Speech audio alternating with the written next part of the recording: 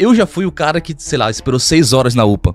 Eu já fui o cara que sofreu pra tentar agendar alguma coisa no Detran. Então eu sei todos esses anseios e sofrimento que a população passa no serviço público. Nós gostaríamos que mais vereadores fizessem esse trabalho, né, Júlio? De fiscalização, né? Bandido atira contra a polícia, esse cara tem que estar morto. O cara tá andando com a foice no meio da rua, esse cara tem que levar peia, tem que botar a polícia militar pra ser opressão mesmo. Tem que spray de pimenta, bala... E pau no lombo, pau no lombo. É isso. E não era um ou dois, né? Eu não vejo um vereador tão atuante como você na história de Natal. Saía eleição e voltava eleição, a minha rua era a mesma coisa. Nada efetivamente mudava. Mas acima de tudo, não é só a esquerda. A esquerda é parte do problema, talvez a maior parte dela, do problema que nós temos no Brasil hoje. Mas os políticos convencionais do centrão, ou aqueles que se dizem de direita, e na verdade estão ali servindo seus próprios interesses, esses também são parte do problema.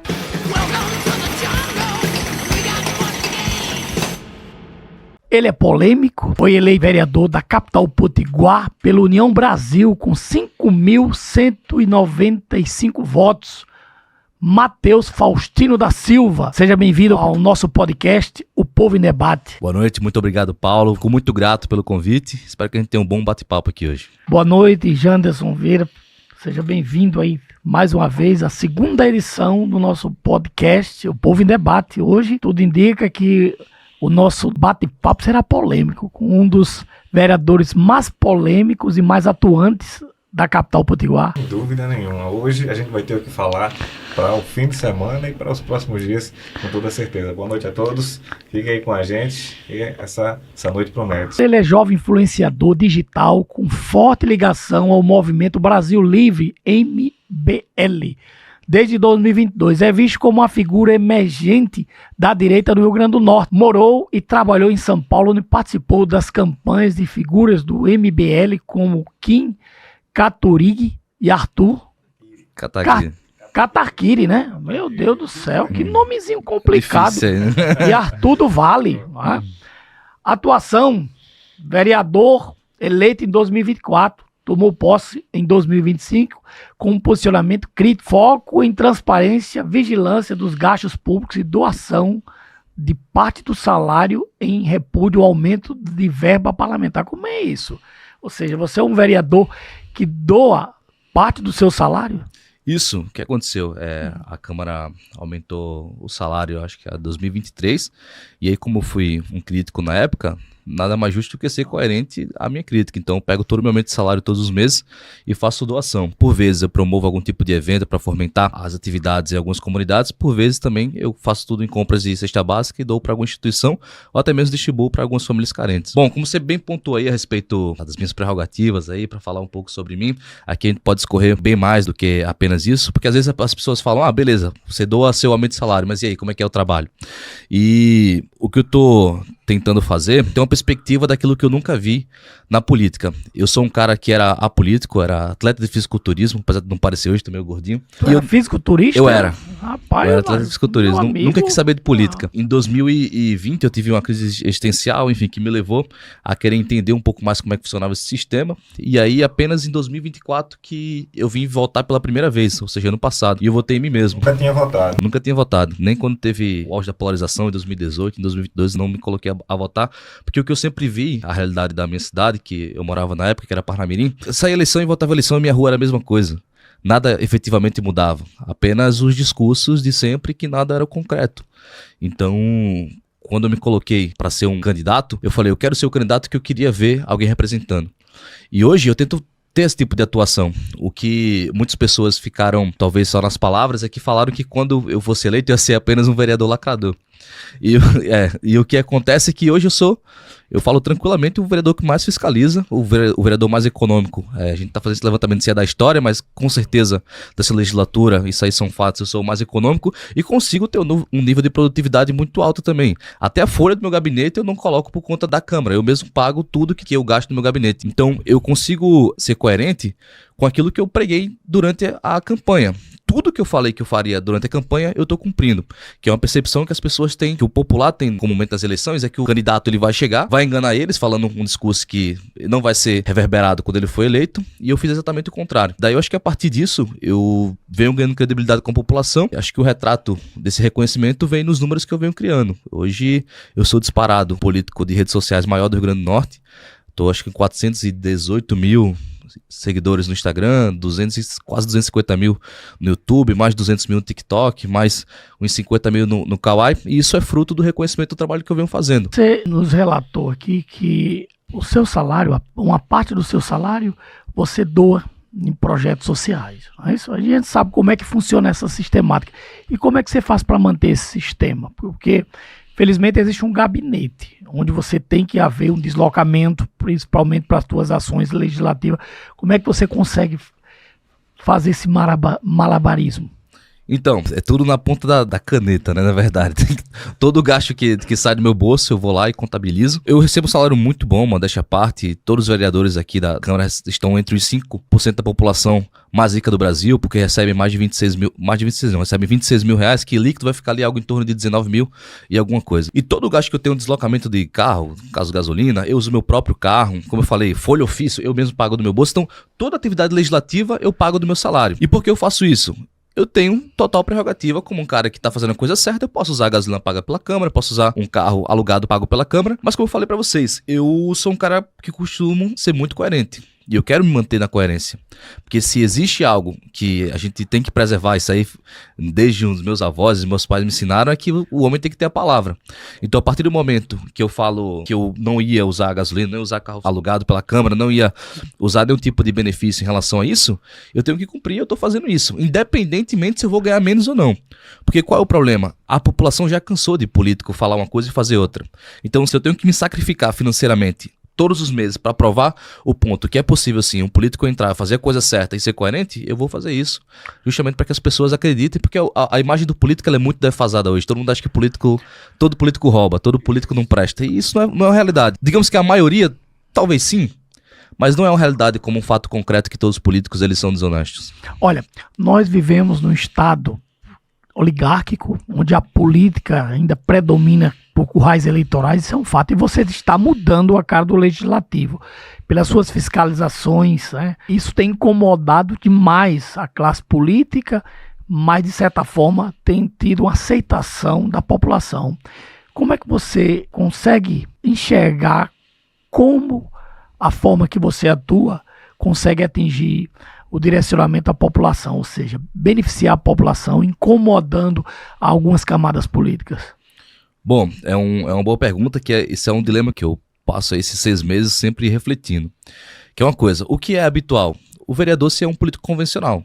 Nós estamos lotados de políticos convencionais, que é aquele político que ele não tem especificamente uma bandeira, ele é um cara que se elege formando base, e essas bases, por muitas vezes, são bases que são compradas, e essa compra, ela vem no varejo quando são eleições municipais e vem no atacado quando são eleições estaduais e federais. O que acontece? A partir do momento que eu entro com a bandeira, que eu sou um cara, de certa forma, moralista com dinheiro público, e eu faço fiscalização, eu dou transparência, todos os meses eu solto uma prestação de conta do meu mandato. Então, a partir do momento que eu venho com esse tipo de postura, trazendo moralidade para dentro de algo viciado, nessa lógica que eu falei para vocês, de política convencional, de compra de base, etc., compra de voto, então, naturalmente, isso gera um incômodo. E qual é o incômodo? Não é só por parte da esquerda. Eu gosto de falar muito isso e frisar bastante. As pessoas falam, pô, Faxino, deve ser muito difícil eu estar com a esquerda. Realmente é de fato, a esquerda é suja. Eu já quase levei uma facada ano retrasado dentro da universidade, fizeram uma emboscada para mim. Mas acima de tudo, não é só a esquerda. A esquerda é parte do problema, talvez a maior parte dela, do problema que nós temos no Brasil hoje. Mas os políticos convencionais do centrão, ou aqueles que se dizem de direita, e na verdade estão ali servindo seus próprios interesses, esses também são parte do problema. E por que eles são? Porque eles fingem ser para a população algo que eles não são. E por trás eles estão fazendo algo que um político de esquerda faria. Eu costumo até brincar que às vezes, numa guerra, é melhor você saber o seu inimigo declarado, o que ele quer com você, o que ele tá fazendo, do que você ter um aliado que finge ser seu aliado e quando você tá na guerra trincheira trocando tiro, o cara vai te dar uma facada nas costas. Eu sofro muito com essa situação justamente por essa razão. Fazer esse tipo de atuação que eu tô fazendo é disruptivo. E por ser disruptivo, pessoas vão se incomodar. E por pessoas se incomodar, naturalmente vão querer me enfrentar, ainda que não seja uma guerra declarada. Então eu sofro esse dilema, mas para mim tem uma questão que assim, eu nunca quis ser político, não venho de família política, não tenho um padrinho político, eu entrei por revolta mesmo. Então, mesmo que gere um incômodo por parte dos políticos, o meu trabalho, eu sei que a população está sendo representada porque eu já fui o cara que, sei lá, esperou 6 horas na UPA. Eu já fui o cara que sofreu para tentar agendar alguma coisa no Detran. Então, eu sei todos esses anseios e sofrimento que a população passa no serviço público. Porque o serviço público hoje, ele é subvertido. O servidor público hoje, ele acha que a população tem que servir ele. Não o contrário, ele tem que servir a população. Então, quando eu chego numa UPA e os funcionários ficam incomodados porque eu estou fiscalizando se ele está chegando no horário ou se está faltando alguma coisa, é um reflexo de um comodismo que foi gerado a partir de algo que eles tomaram para eles como poder que não existe. O médico ele não pode chegar no UPA a hora que ele quer, ele tem que cumprir um horário. Está sendo pago para isso. E quem paga é a população. E no Brasil, a gente tem um balanço de imposto muito desigual. Por exemplo, proporcionalmente, o pobre ele paga mais do que o rico, imposto aqui no Brasil. Além do pobre receber pouco e pagar mais imposto, ele ainda tem um atendimento de péssima qualidade. Daí quando vê um cara como eu, que veio de baixo e entra para fazer a coisa certa, a gente vê tudo que está acontecendo aí hoje. Olha, nós vamos adentrar em muitos temas hoje à noite, mas vamos começar com a questão da fiscalização das UPAs. Há pouco tempo eu acompanhei nas suas redes sociais uma polêmica com uma médica da UPA de... Parece foi o UBS Planalto. Planalto, né? Que realmente você, através da fiscalização, porque já se tornou cômodo para muito funcionário público achar que órgão público é casa de mãe Joana.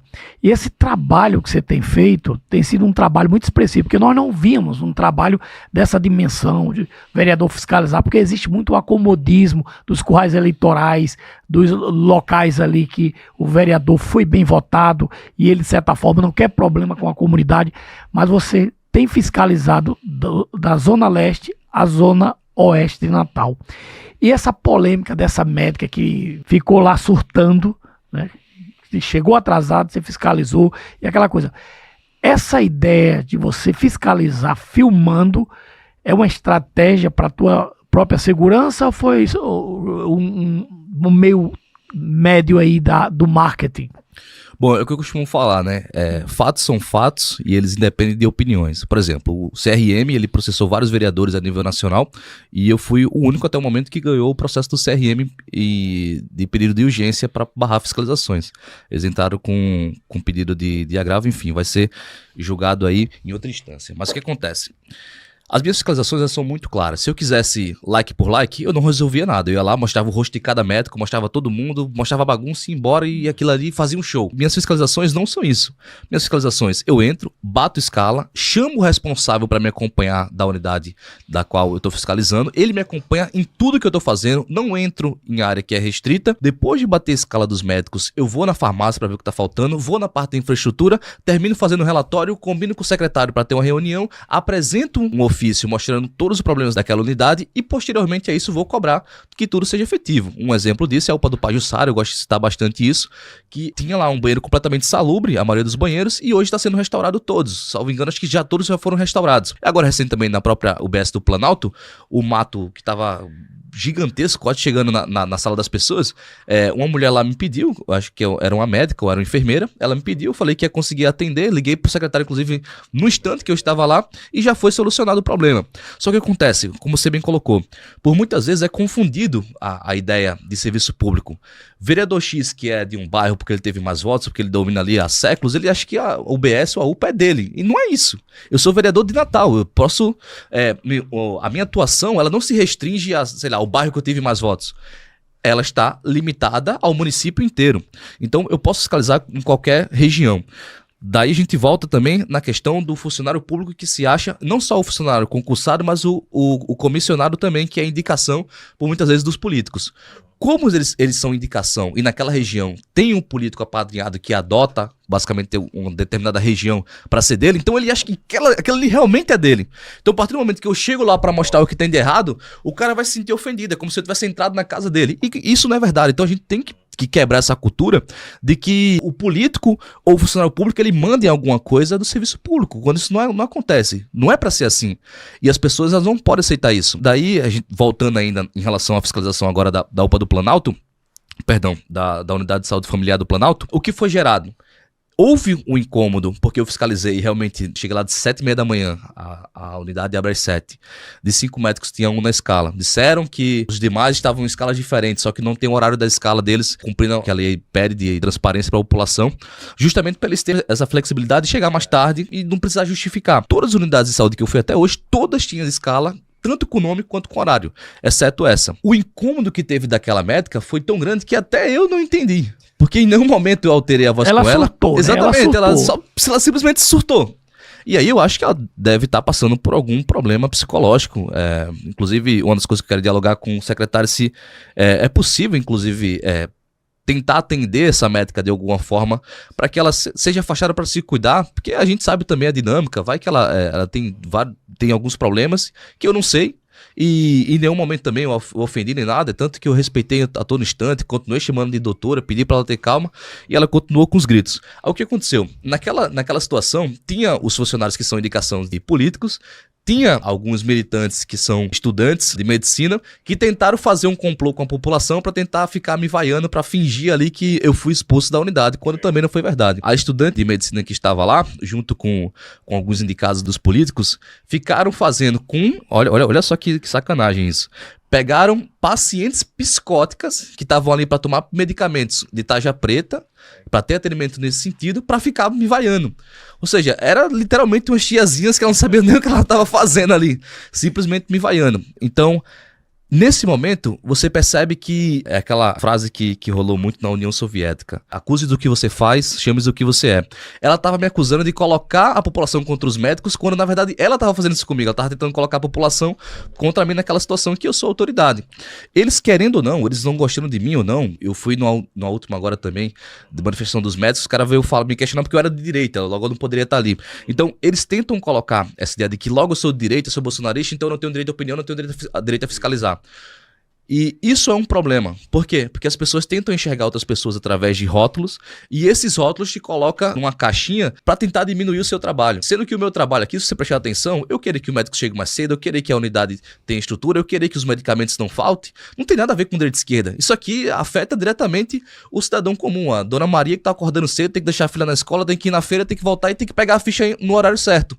Então, isso aqui independe de direita e esquerda. Só que como esse trabalho é de fato propositivo e eles não têm o que falar de mim, então eles tentam encontrar subterfúgio através de falar que eu sou de direita ou que eu sou bolsonarista para tentar desvirtuar o que eu tô fazendo, criar uma narrativa em torno disso e descredibilizar meu trabalho. É puramente isso. Olha, aqui eu te parabenizo pela coragem, não é, dessas fiscalizações, infelizmente, principalmente em prédios públicos. Eu já sofri algumas ameaças, né, quando eu me deparei com uma situação que foi algumas matérias jornalísticas, e essa tentativa de intimidar, isso de certa forma, mas eu já te parabenizo, porque você é um legislador preparado, fundamentado, porque eu já acompanhei teus vídeos, eu vejo a dinâmica, e você consegue dar resposta de forma automática e de certa forma a pessoa fica de certa forma desamparado, né? Fica perdido. Nós gostaríamos que mais vereadores fizessem esse trabalho, né, Jesus, de fiscalização, né? Seria uma realidade que não seria comum de ver, isso de fato. Mudaria muito a perspectiva de como se faz política. Como você falou, a gente já vem de um esquema de pensar a política que é muito engessado, aquela coisa muito caricata de imaginar que talvez, depois de assumir a candidatura, o vereador, no teu caso, o deputado, enfim, ficaria ali atrás do seu gabinete, ali na bancada, papel para cá, papel para lá, na tremenda burocracia, mas que não sairia para ver a realidade, para tratar isso de forma prática, né, usual. É verdade. Eu já vi uma cena de um vereador, uma cidade, não vou citar por uma questão de ética, e a população o questionou pela representação do legislativo. Ele disse: não, eu já comprei minha cadeira, os meus eleitores estão no Banco do Brasil. E realmente é uma coisa berrante. E assim, a população tem agradecido demais as suas ações. Eu tenho acompanhado alguns trabalhos do legislativo e não vejo um vereador tão atuante como você na história de Natal. Essa é a realidade, porque existe muita balela na hora que está acontecendo ali as ações do legislativo. São os requerimentos, são bem representativos, mas infelizmente falta esse político político que esteja ligado diretamente à comunidade, porque nós vemos muitas questões de currais eleitorais. Eu tenho cobrado lá no meu programa as ações do Legislativo. Ano passado eu cobrei demais na Zona Norte, daqui a pouco a gente vai adentrar na Zona Norte também, que eram 6 vereadores eleitos, mas sem representatividade. E o que muitos vereadores estão fazendo aí? É só mostrar buraco. Olha, aqui é buraco aqui, buraco ali, mas não tem uma fiscalização que cobre diretamente esse trabalho que você está fazendo. Ele é plausível, Você está de parabéns, mas teve outra passagem numa UPA de um médico, que você foi ameaçado. Ele pediu para que você apagasse um vídeo e você disse: eu não vou apagar porque eu estou no meu direito como fiscalizador. Como é que aconteceu isso? Pelo que nós vimos no vídeo, ele foi receptivo com você e depois tentou te intimidar. E você fez uma representação contra ele. Realmente, o que de fato aconteceu? Bom, pegando o gancho que você falou no início em relação a ameaças, naturalmente elas vão acontecer porque, mais uma vez, eu repito, esse movimento disruptivo de algo que é convencional, de algo que era normalizado, do vereador aparecer em 4 anos e ele sempre entrar, e não é só vereador não, tá? A maioria dos políticos eles entram no mandato já pensando no próximo. Sim. Então, em relação a essas ameaças, eu fico tranquilo porque o máximo que eles podem fazer é tirar a minha vida. E assim, eu acredito muito em propósito. E eu acho que só de ter levantado a bandeira do jeito que eu tô levantando, de que é possível ser político e fazer a coisa certa, e além disso, cobrar o serviço público e fazer com que ele seja efetivo, por exemplo, vou dar um exemplo prático aqui. A Ponte de Igapó. Sim. Nós travamos uma briga ali com o DENIT junto com a Justiça, que eu enchi o saco deles até a morte. Eu não era de competência do vereador ali, é competência estadual, DENIT, mas é o que eu costumo falar, e eu falei muito durante a minha campanha, é que parte do problema de Natal estar sofrendo o que sofre hoje é que a maioria das pessoas se acostumaram a viver no absurdo, principalmente as pessoas da Zona Norte. Porque é a região com mais pessoas, é o maior eleitorado, e a maioria dos vereadores ali, principalmente os que já passaram, só fizeram a população da Zona Norte de trouxa. Então, eu acho que agora a população está começando a ter um norte do que realmente é a atuação de um vereador. E aí elas podem pegar isso como percepção de cobrar os outros vereadores. E, naturalmente, isso força outros parlamentares a fazer algo parecido. Uma coisa que eu me coloquei a fazer quando eu entrei foi: eu não vou aceitar nenhum tipo de cargo porque eu não quero ter nenhum tipo de amarra. Então, vou ser um cara independente. Então, hoje, mesmo sendo da União Brasil e o prefeito Paulinho Freire também sendo da União Brasil, eu não faço parte da base. Mas isso não significa que eu sou oposição. Você não faz parte da base do atual prefeito? Não. Isso não significa que eu sou oposição. Significa que eu sou um cara independente e eu faço meu mandato de acordo com as minhas ideias, com aquilo que eu acredito e trazendo o que eu acho verdadeiro e correto para a população. Então, por muitas vezes, vai ter momento que eu vou estar presente defendendo uma pauta que seja da base, como também as pessoas não vão achar estranho quando tiver uma pauta que eu vou bater se eu não concordar. Uhum. E isso é normal. Nós estamos lidando com política. Eu fazer política só com pessoas que eu concordo, tentar dialogar com pessoas só com pessoas que eu concordo, é a gente negociar, a gente discutir onde a gente vai tirar férias. Política de verdade é a gente tentar dialogar com o que a gente não concorda e por muitas vezes ceder também em coisas que não fira os seus princípios, em coisas que você também não concorda. Então, política é a arte do diálogo. Então, eu não sou um cara que nega a política. Eu entrei na política porque eu acho que é um instrumento de transformação. Tem até a frase do Mahatma Gandhi, que é: seja você a mudança que você quer ver no mundo. Sim. Então, eu tento ser a mudança que eu queria ver dentro da política. E para isso, a gente precisa ser exemplo. E sendo exemplo, é justamente não aceitando tudo isso que eu especulei aqui a respeito do que é ser um político convencional e fazendo verdadeiramente um mandato atuante. A gente vai entrar agora na questão da UPA da Esperança. Mas antes de entrar na UPA da Esperança, eu vou te fazer uma pergunta. Muitos críticos dizem que suas fiscalizações de UPAs são espetáculos midiáticos. Como você responde a quem te chama de vereador e youtuber? Eu agradeço, porque realmente meu YouTube é muito grande. Agradeço as pessoas que acompanham meu YouTube. Inclusive, se você não acompanha, peço para você se inscrever. Faustino RN. Mas eu costumo falar, para quem vem falar isso, inclusive a própria estudante de medicina lá, ela tava me filmando, ela foi a primeira a postar nas redes, ela alegando que eu tava ali querendo ganhar like, e ela foi a primeira a postar o meu vídeo nas redes, inclusive sem borrar ninguém, sem ter nenhuma responsabilidade com os pacientes que estavam ali para borrar a imagem de cada um, já que aqueles que não queriam aparecer em vídeo. Quando a minha é justamente o contrário, o inverso disso. Aqui cabe um adendo, que é algo que também os profissionais não conseguem entender. Toda a fiscalização que eu faço, eu gravo do início ao fim, justamente para não entrar em narrativas criadas a respeito de algo que não tem gravação. Se eu chego aqui na sala, não tem nada gravando aqui, a gente tá fazendo esse podcast, por exemplo, gravado. Se você editar alguma coisa e tirar fora de contexto e você falar que aquilo ali é a verdade, possivelmente a percepção das pessoas vai ser que aquilo ali é verdade. Mas a partir do momento que eu tenho todo o material gravado e alguém fala uma coisa que eu não fiz, eu consigo provar na gravação que aquilo é mentira, que aconteceu até agora, em todas as fiscalizações, aí tá a importância de gravar toda a minha fiscalização. Primeiro, responsabilidade. Borro o rosto de todos, tanto os pacientes quanto os profissionais da unidade. Eu poderia até mostrar, por ser um funcionário público, poderia até mostrar o rosto dos médicos, mas não faço isso. A maioria dos vereadores, inclusive que perderam o processo por CRM, mostram. Eu me resguardo de mostrar. É uma questão de ética, exatamente. Né? Por questão de ética mesmo. Os nomes, eu exponho porque o nome é público, tá lá pra todo mundo, não tem nenhum problema expor o nome de quem tá na escala naquele instante, até porque a população que vai assistir esse vídeo e é atendida naquela UPA vai identificar o médico que realmente falta, vai dar um feedback ali. Pra quem fala isso, eu falo o seguinte: faz a mesma coisa que o CRM fez, vai chorar na justiça e perde pra mim. Simples. Olha, vamos entrar num tema agora importante, que é da SEI, de fiscalização dos prédios públicos, né?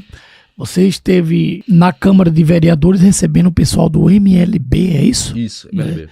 E, de certa forma, tiveram algumas pessoas presentes, tentaram, de certa forma, mudar o contexto que, de certa forma, você como redator estava representando. Ou seja, como você acompanha, como fiscalizador, essa questão dos prédios públicos, da invasão dos prédios públicos. Você vê que é mais um movimento oportunista, é mais um movimento que tenta ganhar no grito sem respaldo jurídico?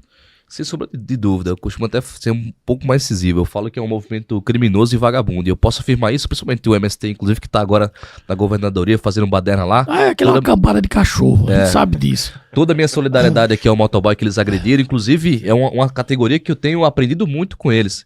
É uma categoria que eles sempre se unem para tratar a respeito dos motoboys que sofrem algum tipo de assédio físico, assédio moral por parte de algum cliente.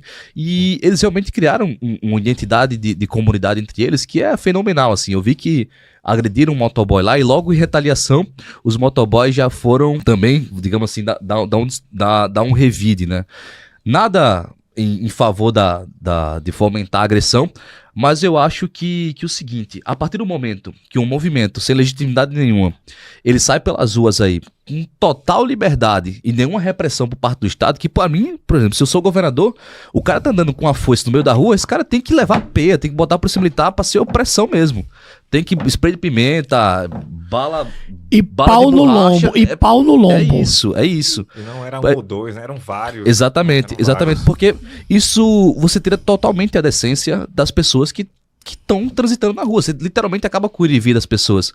E em razão de quê? Em razão de, sei lá, um evento grandioso que tá beneficiando a cidade de alguma forma? Não. Em razão do bando de vagabundo que saiu da puta que pariu, desculpa o palavrão, mas saiu de não sei da onde pra poder fazer baderna aqui na nossa cidade.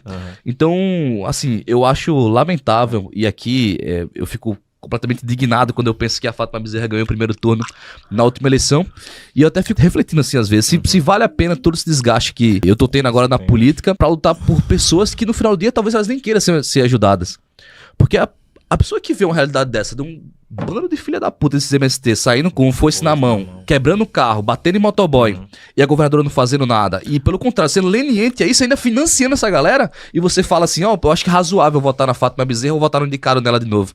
Então, quando eu vejo a população fazendo isso, eu falo, meu irmão, eu tô lutando por quem aqui?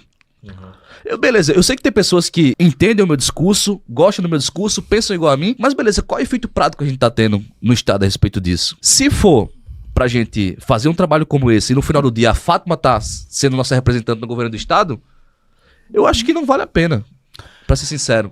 Porque é você lutar em torno de algo que nunca vai sair do lugar. Então, assim, eu não costumo falar isso muito aberto, mas eu falo isso mais internamente.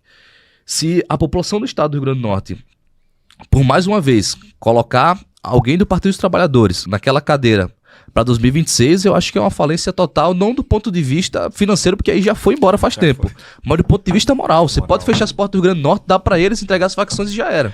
É verdade. Olha, eu tenho feito muitas críticas à comedora de pipoca, a governadora Fátima Bezerra, no meu programa, Infelizmente, hoje eu tive a oportunidade de entrevistar o deputado federal Sargento Gonçalves, que inclusive estará aqui na próxima edição, né?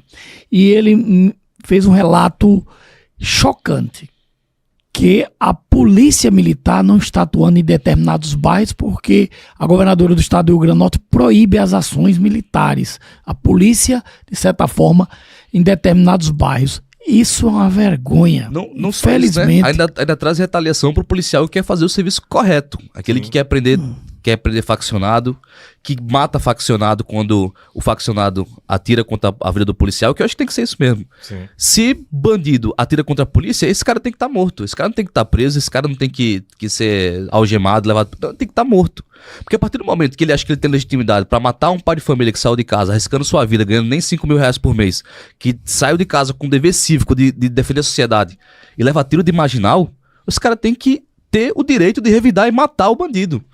E a partir do momento que ele mata o bandido e vem direitos humanos e a governadora endossa os direitos humanos pra ferrar com esse policial, eu vejo que aí realmente você percebe que existe uma leniência entre o governo do estado e o crime organizado aqui na cidade. Não só porque o secretário foi visitar líder de facção, mas os fatos, eles se mostram isso.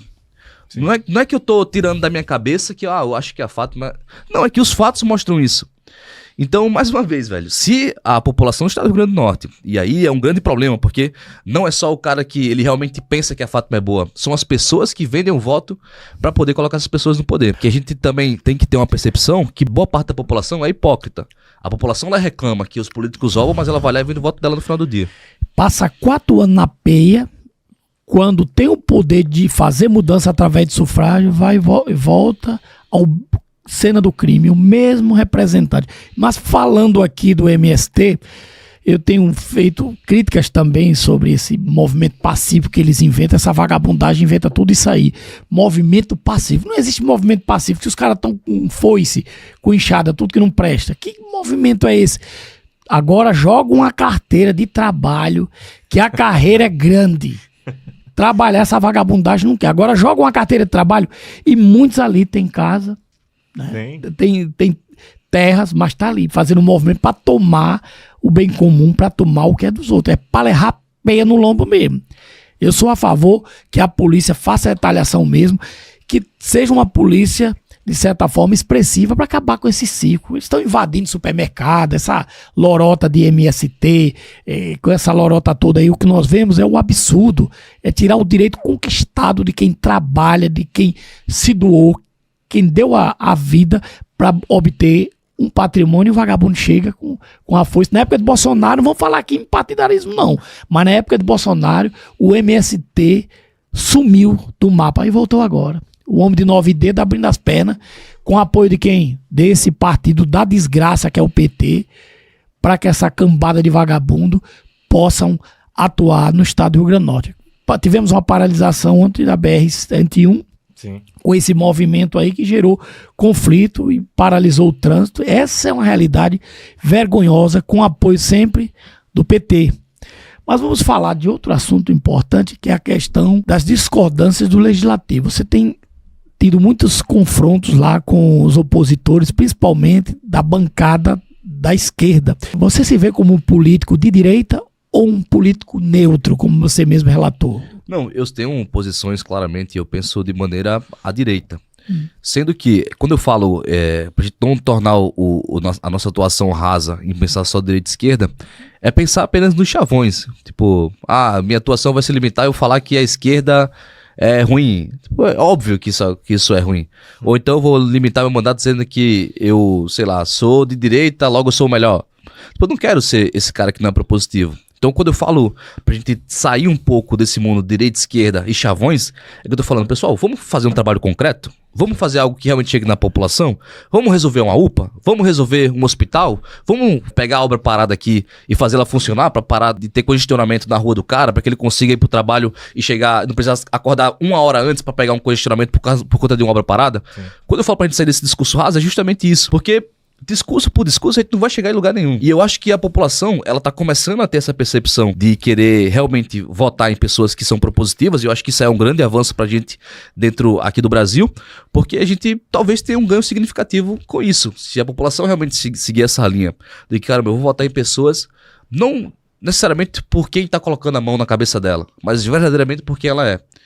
Porque, vejamos, sei lá, vou dar um exemplo hipotético aqui, sei lá, um pastor. Ele tá validado a ser um ser do bem só porque ele é pastor? Ou ele tá validado a ser um ser do bem pelas atitudes deles? Pelas atitudes. Pelo menos eu acho que o mais óbvio de enxergar é isso. Então acho que as pessoas têm que enxergar muito mais atitudes e ações do que só bravatas, só nomenclaturas. Enfim, eu acho que esse é o caminho. Olha, tem uma pergunta de um internauta aqui, Felipe Nóbrega, que ele fala: Faustino, você acredita que existe negligência por parte do governo do estado em querer resolver a situação como a do MST essa semana? E sim, o que poderia ser feito contra a governadora? Tirar ela do poder. Primeiro começaríamos por aí. Com certeza existe uma negligência, é muito engraçado quando eu vejo discursos da esquerda falando que a falta de habitação é um fruto do capitalismo. Vejamos, vamos fazer um paralelo aqui. Acho que existe MST, salvo engano, mais de 60 anos existe MST.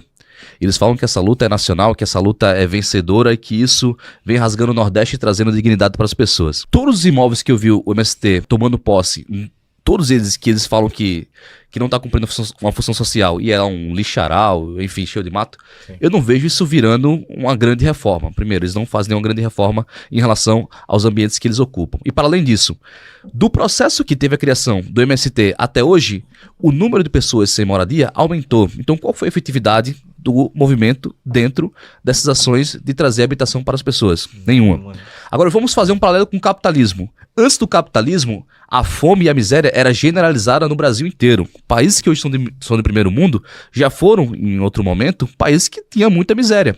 E o capitalismo trouxe essa abertura na história onde a fome diminuiu, onde a extrema pobreza diminuiu e a miséria diminuiu. E trouxe enriquecimento de maneira generalizada. Fez exatamente o oposto do que o MST faz. Então, quando eu vejo que as pessoas ficam criticando o capitalismo em virtude do MST e falando que por conta do capitalismo não tem habitação e que é o salvador para ter habitação é o MST e o Lula, eu acho criancice isso. É até fácil de você refutar uma questão como essa. A gente pode ir para dados, por exemplo. Desde o início do Minha Casa Minha Vida, durante o Partido dos Trabalhadores, até o finalzinho do governo Dilma, antes do impeachment dela, o governo Lula deixou de entregar mais de 50 mil unidades de habitação. E por que eles fizeram isso? Parte por obras paradas e aí dívidas de corrupção passiva e ativa, via Caixa 2, via propina. E, para além disso, dentro do PAC, que são obras de aceleração, que também tinha muitos programas de habitação, quase 180 mil obras foram paradas nesse período e estão aí para voltarem no novo PAC. Então, quando a gente vai para coisas realmente efetivas, sai um pouco do discurso e vai para a prática, não tem nenhuma efetividade disso. E o próprio líder deles, que é o Lula, segundo eles, não lutou como eles falam que lutou para que isso fosse resolvido. Então, mais uma vez, se o MST ele resolve o problema da habitação, por que aumentou? E se o Lula realmente está junto para resolver a questão da habitação, por que ele deixou de entregar essas habitações? É muito simples, porque no final do dia todo mundo só pensa no seu bolso. No final do dia o cara vai invadir terras ali próximo à BR, vai querer vender, vai comprar uma Hilux. E o Lula no final do dia vai tentar buscar recursos para fazer a habitação e o Partido dos Trabalhadores vai colocar a boa parte desse dinheiro no bolso. Olha, vamos falar sobre um assunto importante que é o sucateamento das instituições federais do Rio Grande do Norte. A Universidade Federal do Rio Grande do Norte está numa verdadeira sucata. Infelizmente, a estrutura em si foi dominada pela doutrina do PT. Como é que você já fiscalizou o UFRN? A UFRN ainda não. Eu fiz uma turnê no Brasil. Até porque é um órgão federal, né? Isso.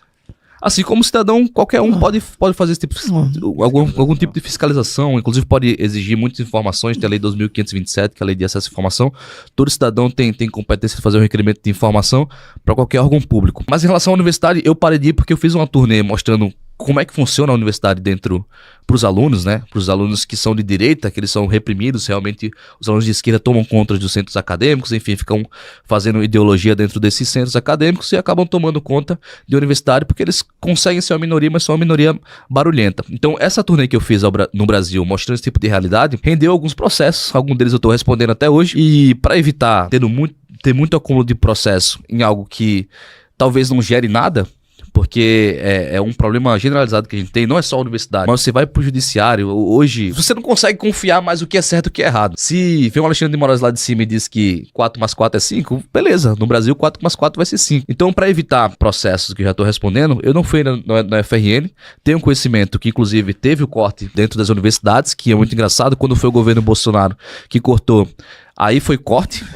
mas quando é o Lula agora foi contingenciamento. Então, eles mudam o discurso para a mesma coisa e não tem... Para amenizar, tem a cara de pau de tentar fingir que não é a mesma coisa.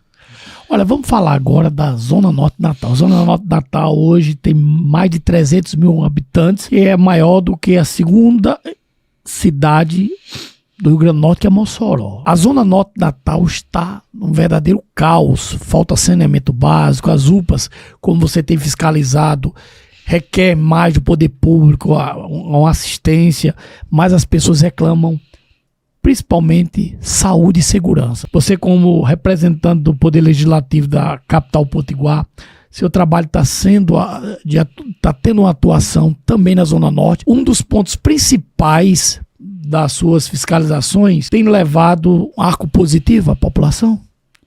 Principalmente na cobrança do executivo? Sem sombra de dúvidas, hoje a maioria das unidades de saúde que eu fiscalizei são na Zona Norte. Acho que a única que foi fora da Zona Norte foi essa agora do Planalto e deu no que deu. Por que todas eu fiz na Zona Norte? Acho que foram 5. Porque realmente é uma região desconhecida até por parte de quem mora. Tem gente que mora na Zona Sul, na Zona Leste, nunca foram na Zona Norte.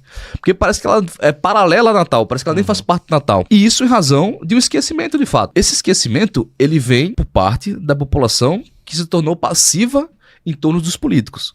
Se a população da Zona Norte soubesse o tamanho que eles têm e o poder que eles têm, não só em forma eleitoral, mas em forma de protesto mesmo, de cobrar que seus direitos sejam cumpridos, a Zona Norte não seria o que ela é hoje. A Zona Norte está na situação que está hoje por parte de pessoas que vendem seus votos, por parte de pessoas que se acostumaram a viver no absurdo e por parte de pessoas que simplesmente já desistiram de tudo. Beleza, minha realidade vai ser essa aqui. E não precisa ser assim. Hoje, a vida, falando em política, até tem gente que só quer viver a sua vida. E hoje tá difícil para todo mundo. Tá muito bom pra quem tá lá em cima e tá muito ruim pra quem tá lá embaixo. Essa é uma realidade que ela não é comum no Brasil. Eu já fui em países do Sul, país, já fui em cidades do Sul, tem um ditado, né? O Sul é meu país. Mas já fui em cidades do Sul. Você pega, sei lá, Joinville.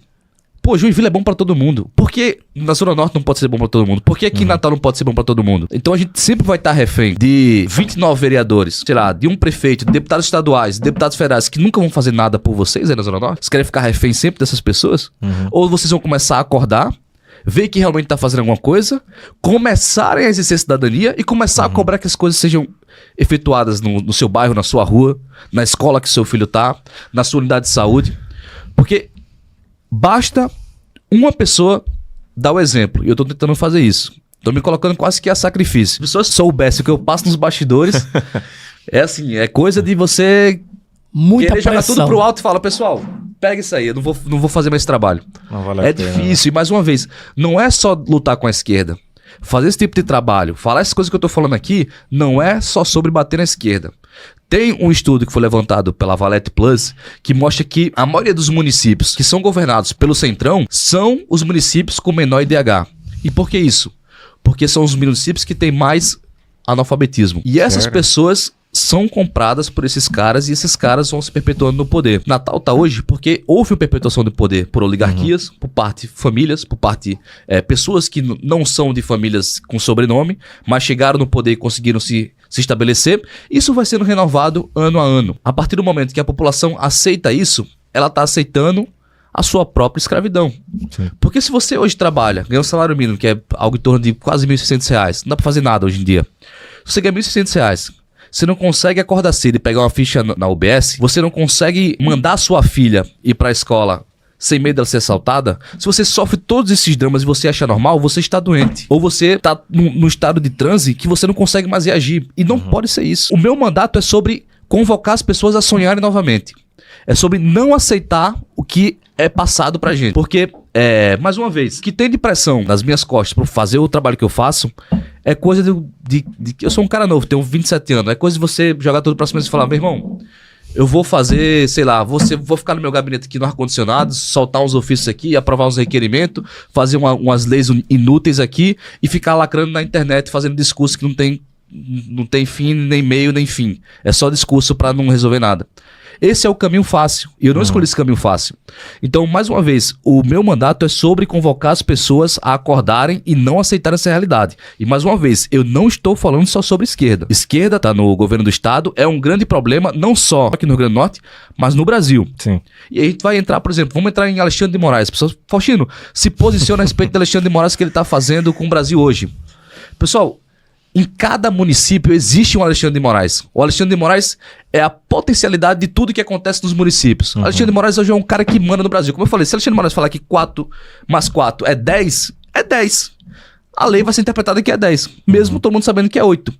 Nos municípios, o cara que faz um curral eleitoral, desvia emenda, faz caixa doce via contrato, consegue comprar no varejo durante eleições municipais, consegue comprar no atacado nas eleições estaduais e federais. Esse cara, ele é um Alexandre de Moraes porque ele manda na cidade através do dinheiro e ele desvirtua a democracia através do dinheiro. Como é que eu vou competir com um cara que gasta 5 milhões numa campanha de vereador? Como é que eu vou competir com um cara que gasta 20, 15 milhões na campanha de deputado? É desigual, não tem como. Então esse cara, ele retém um poder que é absurdo. Então a gente não tem só que combater o Alexandre de Moraes, a gente tem que combater essas pessoas também. Porque a realidade que chega em você é a realidade dessas pessoas que comandam a sua vida. Então se a gente não combater essas pessoas, a gente não vai conseguir combater o Alexandre de Moraes.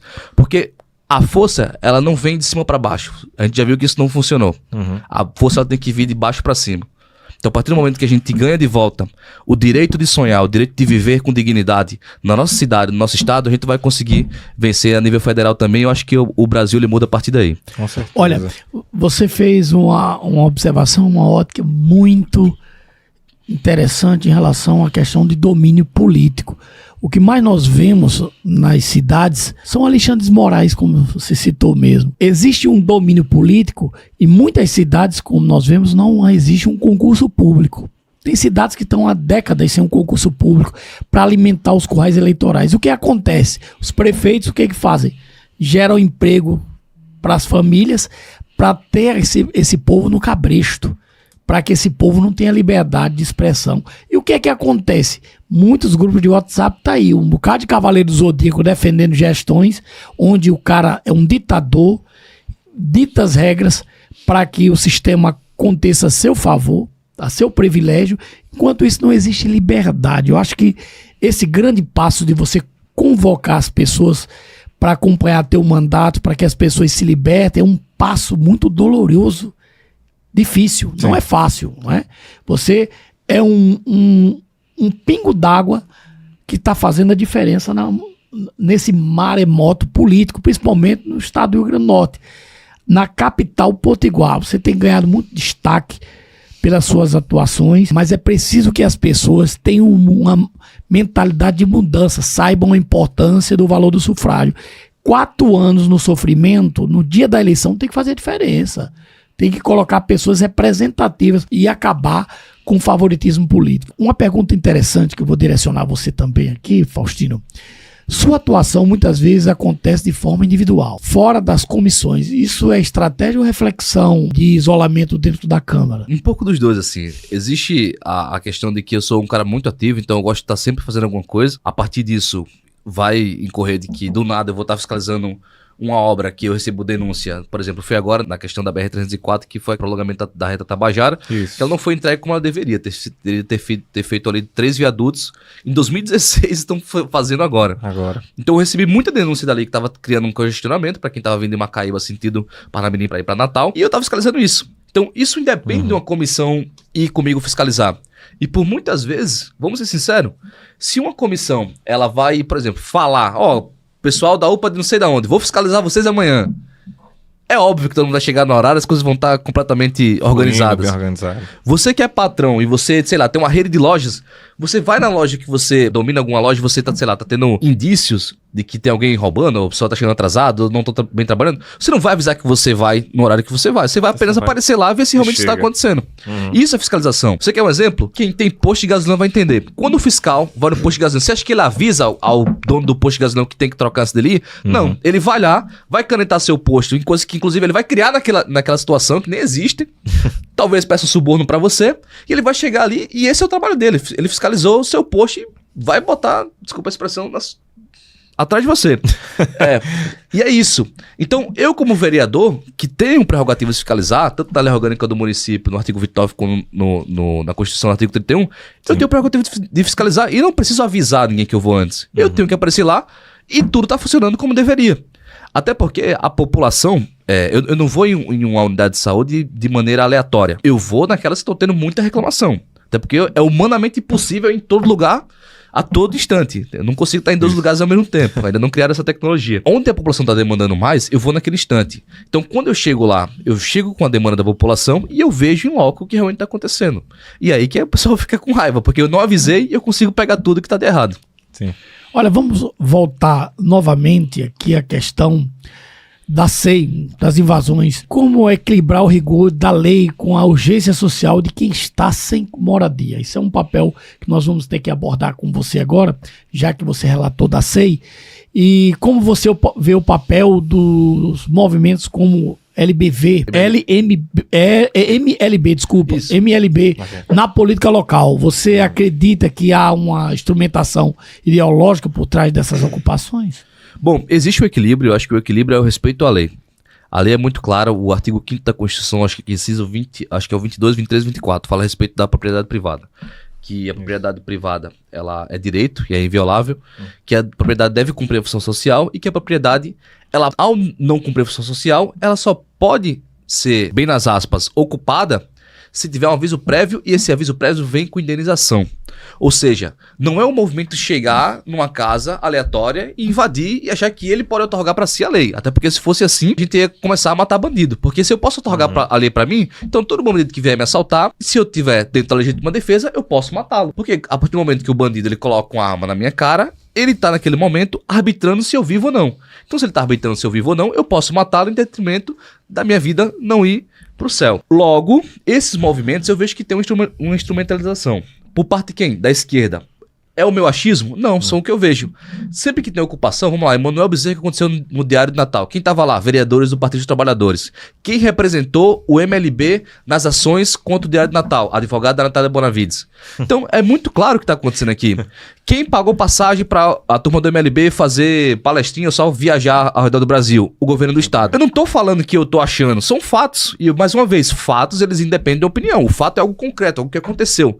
Eu não estou especulando aqui o que eu acho do que eu estou vendo. Eu estou narrando um fato, algo que aconteceu. É algo que serve de instrumento para os partidos de esquerda. Esses instrumentos, eles agem a partir de pegar a população carente, ludibriar ela e usar ela como massa de manobra, e aí você vai ver em vários locais que o MST invade e que o MLB invade, mulheres e crianças, para trazer sensibilidade para quem está assistindo. Mas aquela sensibilidade, ela é falsa. Porque o fim daquela ação não é trazer dignidade para aquelas mulheres e para aquelas crianças. O fim daquela ação é trazer legitimidade para um movimento que, ao meu ver, é criminoso. Eu abordei isso bastante na Comissão Especial de Inquérito. Eles fazem invasão em um lugar que eles julgam insalubre, e quando eles invadem, o lugar continua insalubre. Ou seja, se o lugar é insalubre por essa razão eles tinham que invadir, a partir do momento que eles invadiram, por que continuou sendo insalubre? Então, se eles invadiram e continuou sendo insalubre, pode vir, sei lá, posso ir lá e posso invadir. Posso juntar uma galera, convidaria os motoboys, que parecem ser muito aguerridos, para ir comigo invadir uma invasão. Então, não tem nem pé na cabeça. Agora, também tem que ter por parte do poder público políticas concretas de habitação. Não é comum que, em pleno 2025, século XXI, a gente tenha pessoas em situações de morar na rua. A gente tem que fazer levantamento. E aí, mais uma vez, discurso sério, sem direita e esquerda. Vamos fazer de uma maneira séria? Vamos puxar os prédios que a prefeitura tem de domínio na cidade e vamos fazer um estudo técnico a respeito de moradia para as pessoas? Vamos pegar emendas de bancada dos deputados federais junto com os senadores, vamos destinar para a habitação do Estado? Sem direita e esquerda, sem chegar lá e falar, quem conseguiu isso aqui foi o MLB, quem conseguiu isso aqui foi a esquerda. Porque eu tenho certeza que a esquerda ela não vai se unir com a direita para entregar a habitação. Então isso sempre vai ficar girando em círculo. É um cachorrinho correndo atrás do rabo. Sim. Porque eles vão ficar fomentando algo que é criminoso, vão ficar invadindo e a justiça indo lá e dando reintegração de posse, ou seja, a invasão deles não serviu de nada. Vão continuar usando essas pessoas, vão usar essas pessoas não só para essas ações, mas de maneira eleitoral também, fazendo elas votarem nos parlamentares dela. E aí todos os militantes que eu tive oitiva e convoquei na SEI foram pessoas que foram candidatas. A gente teve candidato, inclusive a vereador aqui em Natal e candidato ao Senado aqui no estado. Então, no final do dia, é um grande jogo com fim político para tratar sobre lado ideológico. Não tem nada de social, não tem nada de uma briga legítima. E as pessoas, mais uma vez, carentes, elas nem sabem o que elas estão fazendo ali. Elas só estão sendo conduzidas por uma ignorância, e aí é uma ignorância que a gente pode falar, a gente iria discorrer muito aqui, porque realmente as pessoas aqui no Nordeste elas são sabotadas na educação. Sim. A educação não dá nem para chamar de educação pública, porque não educa. A gente tem o pior IDEB do Brasil aí 3 vezes consecutivas. Então, tudo isso é um problema generalizado. E aí, olhando hoje em perspectiva os parlamentares que a gente tem, as pessoas que estão surgindo, é até difícil você pensar no horizonte de vir coisa boa por aí. Porque a maioria das pessoas só pensa no próprio bolso, essa é a verdade. Olha, você falou uma coisa muito interessante. Nós tivemos aí o pior IDEB do Brasil 3 vezes consecutivo, né? E a governadora é professora. E eu fiz até um desafio. Eu gostaria muito de conhecer um aluno da governadora do estado do Rio Grande do Norte. Eu fiz até um desafio lá na TV, que se aparecesse um aluno da governadora do estado do Rio Grande do Norte, eu andaria em cima de um jumento na Avenida Salgado Filho. Mas não apareceu ninguém e o jumento ficou para trás. Felizmente, olha, projetos como a lei da folha de ponto, a lei das organizações causaram diversas reações. Qual projeto seu você acredita que foi mais mal compreendido? Acho que o PL das organizadas, que inclusive foi vetado hoje pelo prefeito, porque as pessoas estavam achando que quem ia ser punido iam ser as torcidas. E não, quem vai ser punido, com o meu PL, seria o torcedor, bem nas aspas, que foi fazer vandalismo, que foi para os estados brigar com outros torcedores. E houve um veto, acredito que, fazendo a nossa leitura, não embasado realmente no que o projeto é. Porque falou que é usurpação de competência, que a secretaria não tem competência para fazer o trabalho, sendo que o que o meu projeto fala? Meu projeto fala o seguinte: o torcedor que for pego em briga ou fazendo algum tipo de vandalismo dentro dos estádios, ele vai ter sanções administrativas. Quem organiza, por exemplo, o torcedor não poder ir em eventos esportivos na cidade? Secretaria de Esportes, é meio óbvio. Se existe um cara que cometeu um ilícito de briga, ou seja, segurança pública, quem vai responder sobre isso? Secretaria de Segurança. E quem vai regulamentar como isso vai ser feito é a prefeitura, enviando um projeto regulamentando o meu projeto de lei. Então, a prefeitura deu um veto com essa justificativa de usurpação de competência, mas acredito que não tem usurpação de competência. Inclusive, o meu próprio projeto, a maioria não, todos os meus projetos, eu fiz junto com os procuradores da casa, da Câmara Municipal, inclusive os procuradores concursados, são procuradores ali que estão ali há anos, e realmente eles têm capacidade cognitiva e, enfim, faculdades mentais para poder fazer um projeto com teor fundamentado na Constituição. E eu acho que não entendi o veto, vou conversar com o prefeito. Já expliquei bastante esse projeto nas minhas redes, mas existiu, acho que foi o projeto que mais existiu contradições, assim, das pessoas inventarem algo que não existe dentro do projeto. E mais uma vez, eu acho que é um projeto urgente porque a gente vê que a briga das torcidas só vem aumentando. E por parte do governo, da rede estadual e municipal, não teve nenhuma resposta. Então a resposta que eu consegui dar dentro das minhas limitações de vereador na esfera legislativa do município foi trazer esse projeto, e eu acho que seria fundamental a gente começar a punir esses torcedores para que eles não se sintam à vontade de sair fazendo baderna na rua em dias de jogo.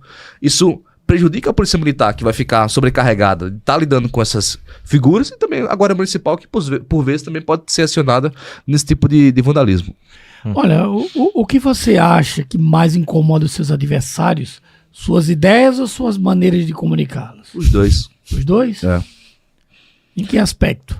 Porque, como eu falei, a maioria dos políticos aqui do estado, eles são muito convencionais. É o político que ele tem base, a base dele ali é o reduto dele, e aquele reduto ele vai operar para que aquele reduto fique reelegendo ele. Eu tenho uma pegada diferente. Eu sou um cara disruptivo, não tenho cargos, dou meu salário, falo que eu sou o mais econômico, e é verdade. Então, tudo isso, de certa forma, constrange eles, eu acho, Porque é engraçado, tem coisas mínimas que eu faço assim e eu sinto um desconforto quando eu faço. Por exemplo, se eu falar que eu chego cedo e saio tarde, desconforto. Se eu falar que eu sou mais econômico, desconforto. Se eu fiscalizar, desconforto.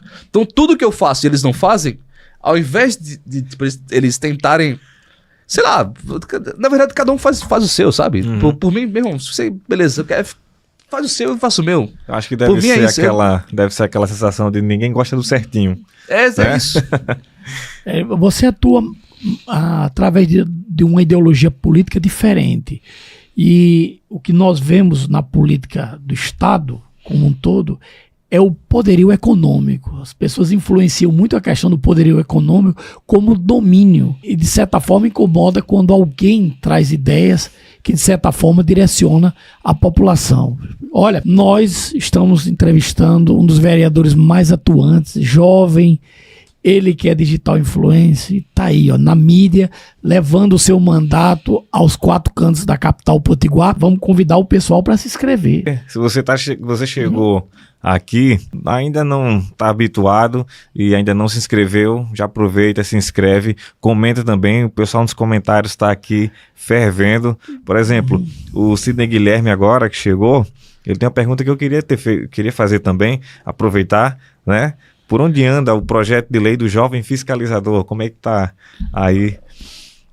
Bom, o jovem fiscalizador, ele foi vetado na Comissão de Constituição e Legislação e a gente vai readaptar o projeto para poder andar. Que é um projeto, ele fica um pouco na margem da interpretação. O que acontece? Sim. Hoje, quem lida com grade curricular é o ente federativo. No caso, seria o Congresso que deveria ter essa autonomia.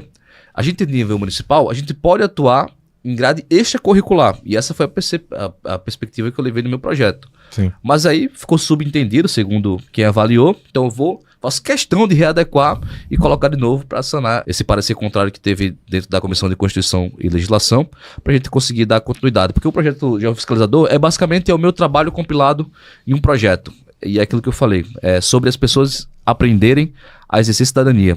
Lá é basicamente para as crianças a nível fundamental, que é competência do município, ter aulas básicas de direitos constitucionais a respeito do cidadão, e aí Lei 2527, que eu citei para vocês aqui, a respeito de aprender o que é um requerimento de informação, aprender o que o vereador faz, aprender o que um prefeito faz, saber como cobrá-los, para que a gente não tenha de maneira eterna pessoas em situação de ficar refém dos políticos que sempre vão dominá-las. Desconhecendo, né, seus direitos. Nós vamos aqui acompanhar aqui os nossos internautas. Muita gente mandou mensagem aqui para Faustino e vamos acompanhar aí as mensagens dos nossos internautas. Sim, eu estava procurando aqui o Washington, o Washington R, ele pergunta como é que ele faz para falar com você, Faustino. Washington Guilherme? Washington, acho que deve ser o Guilherme, tem o Washington R.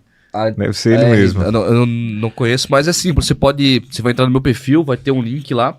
Você pode entrar em contato com o meu gabinete e aí a gente agenda todo mundo que quer conversar comigo e a gente consegue marcar. E ele disse que tem informações bombásticas, não é isso? Então tem trabalho bom aí pra vir, né, Faustino?